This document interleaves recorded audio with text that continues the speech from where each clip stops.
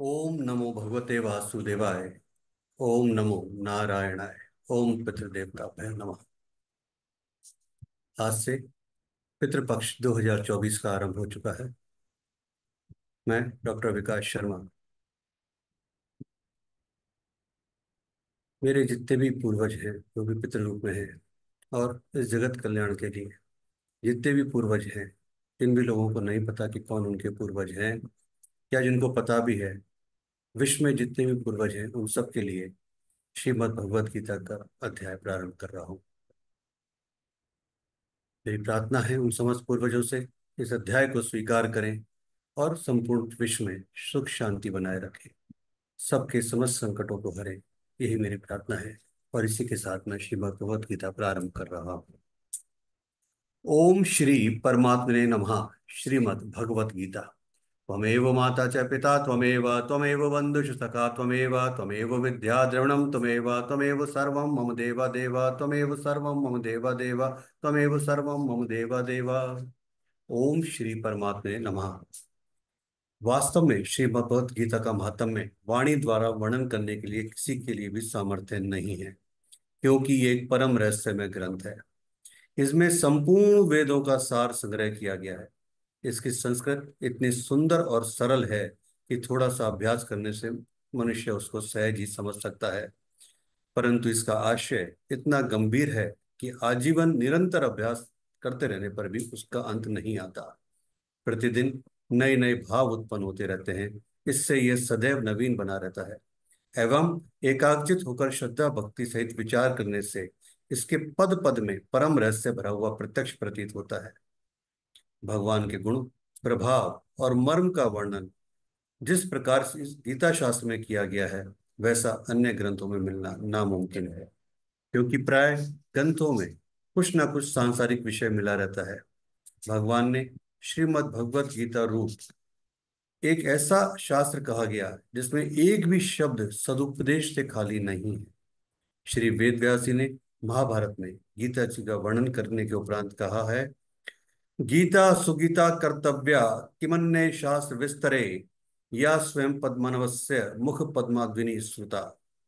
गीता सुगीता करने योग्य है, अर्थात श्री गीता जी को भली प्रकार पढ़कर अर्थ और भाव सहित अंतःकरण में धारण कर लेना मुख्य कर्तव्य है, जो कि स्वयं पद्मनाथ भगवान श्री विष्णु के मुखारविंद से निकली हुई है।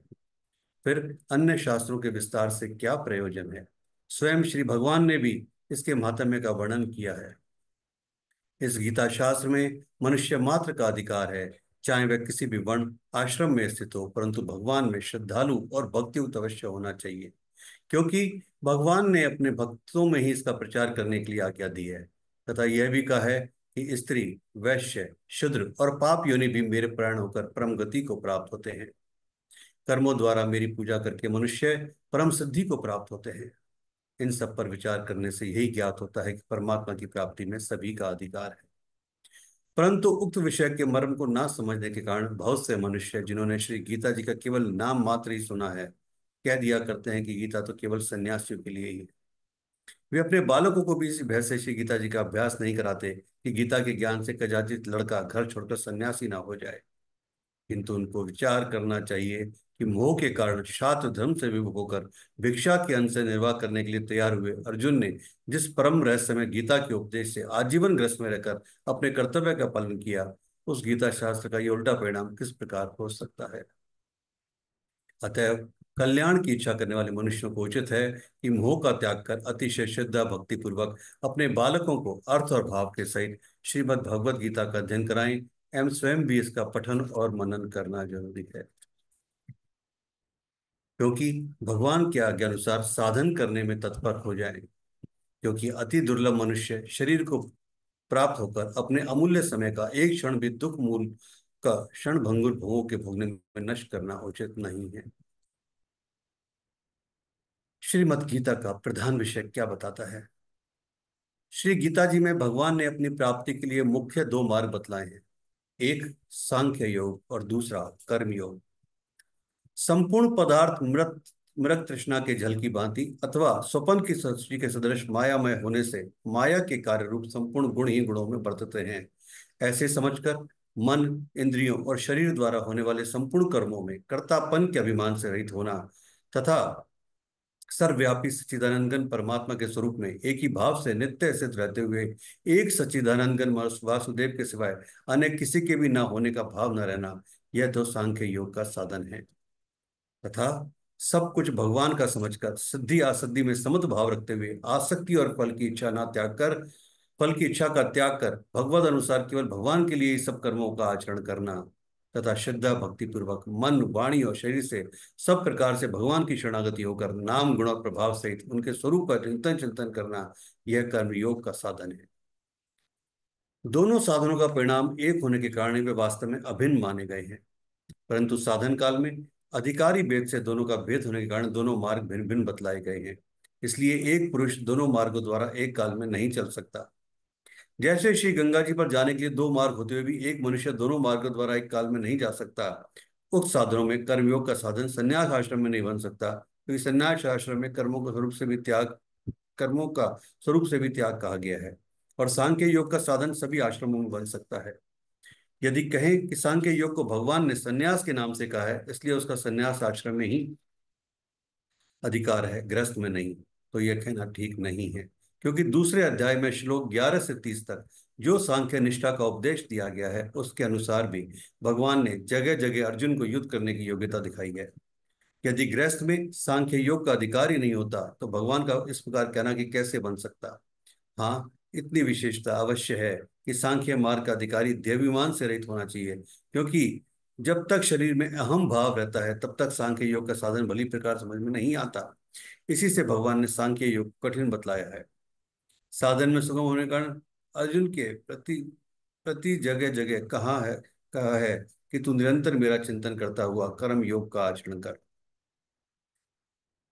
शांताकारं भुजगशयनं पद्मनाभं सुरेशं विश्वधरं गगनसदृशं मेघवर्णं शुभांगं लक्ष्मीकान्तं कमलनयनं योगिवृद्धान्गम्यं वंदे विष्णुं भवभयहरं सर्वलोकैकनाथम्।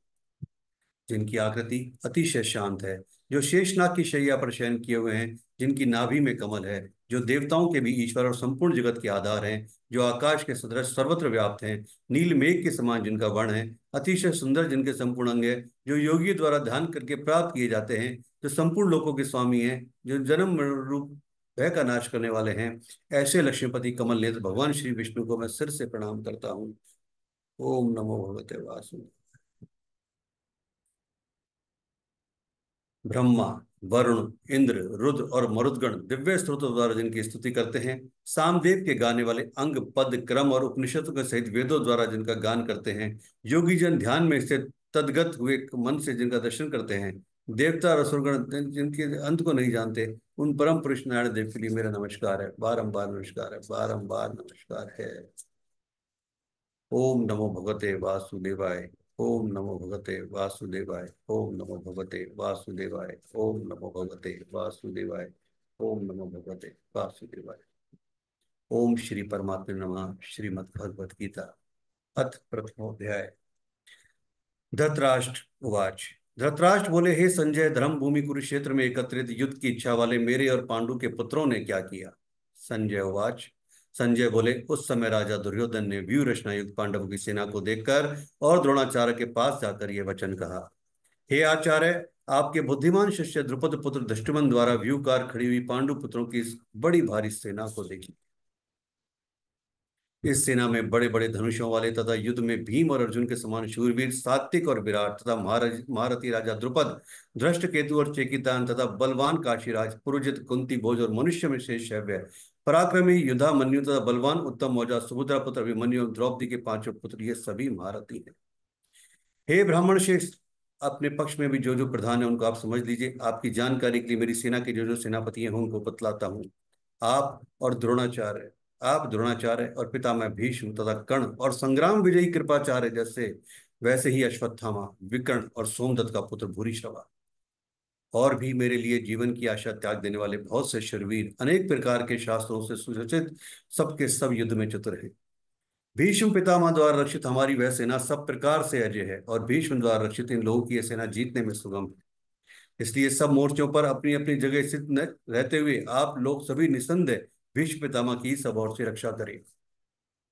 कौरवों में विरत बड़े प्रतापी भीष्म ने उस दुर्योधन के हृदय में हर्ष उत्पन्न करते हुए उस स्वर से सिंह की धाड़ के समान गरज कर शंख बजाया। इसके पश्चात शंख और नगारे तथा ढोल मृदंग और नरसिंगे बाजे एक साथ ही बज उठे। उनका वह शब्द बड़ा भयंकर हुआ। इसके अनंतर सफेद घोड़ों से युक्त उत्तम रथ में बैठे हुए श्री कृष्ण महाराज और अर्जुन ने भी अलौकिक शंख बजाए। श्री कृष्ण महाराज ने पांच जने नामक, अर्जुन ने देवदत्त नामक और भयानक कर्म वाले भीमसेन ने पौंड्र नामक पंच महाशंख बजाया। कुंती पुत्र राजा युधिष्ठिर ने अनंत विजय नामक और नकुल तथा सहदेव ने सुघोष और मणिपुष्पक नामक शंख बजाए। शेष धनुष वाले काशीराज और महारथी शिखंडी एवं दृष्ट द्रुमन तथा राजा विराट और अजय सातकी, राजा द्रुपद एवं द्रौपदी के पांचों पुत्र और बड़ी भुजा वाले सुभद्रा पुत्र अभिमन्यु, इन सभी ने हे राजन सब और से अलग अलग शंख बजाए। और उन भयानक शब्द ने आकाश और पृथ्वी को भी गुंजाते हुए धतराष्ट्र के अर्थात आपके पक्ष वालों के हृदय विदीर्ण कर दिए। अर्जुन उवाच, हे राजन। इसके बाद कपिध्वज अर्जुन ने मोर्चा बांधकर डटे हुए धृतराष्ट्र संबंधियों को देखकर उस शस्त्र चलने की तैयारी के समय धनुष उठाकर ऋषिकेश श्री कृष्ण महाराज से ये वचन कहा, हे अच्युत, मेरे रथ को दोनों सेनाओं के बीच में खड़ा कीजिए, और जब तक मैं युद्ध क्षेत्र में डटे हुए युद्ध के अभिलाषी इन विपक्षी योद्धाओं को भली प्रकार देख लूं कि इस युद्धरूप व्यापार में मुझे किन किन के साथ युद्ध करना योग्य है, तब तक उसे खड़ा रखिए। द्रौपदी दुर्योधन का युद्ध में हित चाहने वाले जो जो राजा लोग इस सेना में आए हैं, इन युद्ध करने वालों को मैं देखूंगा। संजय उवाच। संजय बोले, हे धृतराष्ट्र, अर्जुन द्वारा इस प्रकार कहे हुए महाराज श्री कृष्णचंद्र ने दोनों सेनाओं के बीच में भीष्म और द्रोणाचार्य के सामने तथा संपूर्ण राजाओं के सामने उत्तम रथ को खड़ा करके इस प्रकार कहा कि हे पार्थ, युद्ध के लिए जुटे हुए इन कौरवों को देख। इसके बाद प्रतापपुत्र अर्जुन ने उन दोनों ही सेनाओं में स्थित ताऊ, चाचों, दादों, परदादों, गुरुओं, मामाओं, भाइयों, पुत्रों, पौत्रों तथा मित्रों के ससुरों को भी मित्र ससुरों को और स्वर्दों को भी देखा। और उन उपस्थित संपूर्ण बंधुओं को देखकर वे कुंती पुत्र अर्जुन अत्यंत करुणा से युक्त होकर शोक करते हुए वचन बोले। अर्जुन बोले, हे कृष्ण, युद्ध क्षेत्र में डटे हुए युद्ध के अभिलाषी इस स्वजन समुदाय को देखकर मेरे अंग शिथिल हुए जा रहे हैं और मुख सूखा जा रहा है। मेरे शरीर में कंप एवं रोमांच हो रहा है, हाथ से गांडीव धनुष गिर रहा है और त्वचा भी बहुत जल रही है तथा मेरा मन भ्रमित सा हो रहा है, इसलिए मैं खड़ा रहने को भी समर्थ नहीं हूँ। हे केशव, मैं लक्षणों को भी विपरीत ही देख रहा हूँ तथा युद्ध में स्वजन समुदाय को मारकर कल्याण भी नहीं देखता। हे कृष्ण, ना तो मैं विजय चाहता हूँ और ना राज्य तथा ना सुखों को। हे गोविंद, हमें ऐसे राज्य से क्या प्रयोजन है अथवा ऐसे भोगों से और जीवन से भी क्या लाभ है। हमें जिनके लिए राज्य, भोग और सुखादि अभिष्ट हैं, वे ही ये सब धन और जीवन की आशा को त्याग कर युद्ध में खड़े हैं। गुरुजन, ताऊ, चाचे, लड़के, उसी प्रकार दादे, मामे, ससुर, पौत्र, साले और भी संबंधी लोग हैं। हे मधुसूदन, मुझे मारने पर भी अथवा तीनों लोगों को रख के राज्य के लिए भी मैं इन सबको मारना नहीं चाहता, फिर पृथ्वी के लिए तो कहना ही क्या है। हे जनार्दन, धृतराष्ट्र के पुत्र को मारकर हमें क्या प्रसन्नता होगी, इन आतताइयों को मारकर तो हमें पाप ही लगेगा। अतएव हे माधव, अपने ही बांधव धृतराष्ट्र के पुत्र को मारने के लिए हम योग्य नहीं हैं, क्योंकि अपने ही कुटुंब को मारकर हम कैसे सुखी होंगे। यद्यपि लोभ से भ्रष्टित हुए ये लोग कुल के नाश से उत्पन्न दोष को और मित्रों से विरोध करने में पाप को नहीं देखते, तो भी हे जनार्दन, कुल के नाश से उत्पन्न दोष को जानने वाले हम लोगों को इस पाप से हटने के लिए क्यों नहीं विचार करना चाहिए। कुल के नाश से सनातन कुल धर्म नष्ट हो जाते हैं, धर्म के नाश हो जाने पर संपूर्ण कुल में पाप भी बहुत फैल जाता है। हे कृष्ण, पाप के अधिक बढ़ जाने से कुल की स्त्रियां दूषित हो जाती हैं, और हे वाष्णव, स्त्रियों के दूषित होने पर वर्ण संकर उत्पन्न होता है। वर्ण संकर कुल घातियों को और कुल को नरक ले जाने वाला होता है। लुप्त हुई पिंड और जल की क्रिया वाले अर्थात श्राद्ध और तर्पण से वंचित करके इनको पितृलोक भी अधिक, इनके पितृलोक भी अधोगति को प्राप्त होते हैं। इन वर्ण संकर कारक दोषों से कुल घातियों के सनातन कुल धर्म और जाति धर्म नष्ट हो जाते हैं। हे जनार्दन, जिनका कुल धर्म नष्ट हो गया है, ऐसे मनुष्यों का अनिश्चित काल तक नरक में वास होता है, ऐसा हम सुनते आए हैं। हाँ शोक, हम लोग बुद्धिमान होकर भी महान पाप करने को तैयार हो गए हैं, जो राज्य और सुख के लोभ से स्वजनों को मारने के लिए उद्यत हो गए हैं। यदि मुझ शस्त्र रहित एवं सामना न करने वाले को शस्त्र हाथ में लिए हुए धृतराष्ट्र के पुत्र रण में मार डालें, तो वह मरना भी मेरे लिए अधिक कल्याणकारक होगा। संजय बोले, रणभूमि में शोक से उद्विग्न मन वाले अर्जुन इस प्रकार कहकर बाण सहित धनुष को त्याग कर रथ के पिछले भाग में बैठ गए। ओम तत्सदिति श्रीमद् भगवद गीता सुपनिषत्सु ब्रह्म विद्यायाम योग शास्त्रे श्री कृष्ण अर्जुन संवादे अर्जुन विषाद योगो नाम प्रथम अध्याय संपूर्णम्। ओम नमः शिवाय। ओम नमो भगवते वासुदेवाय। ओम नमो नारायणाय। ओम पितृदेवताभ्यो नमः। हे पितृदेवताओं, आप सबसे विनती है कि संपूर्ण जगत में सुख शांति समृद्धि बनी रहे, सबके घर में सुख शांति बनी रहे, सबके दुखों को हरे, कल्याण करे। किसी से कोई भी गलती आप लोगों को लेकर हुई हो तो सबकी तरफ से, संपूर्ण विश्व की तरफ से मैं आपसे क्षमा मांगता हूँ, क्षमा मांगता हूँ। सबका कल्याण हो, जगत कल्याण, जगत कल्याण। ओम नमो भगवते वासुदेवाय। ओम नमो नारायणाय।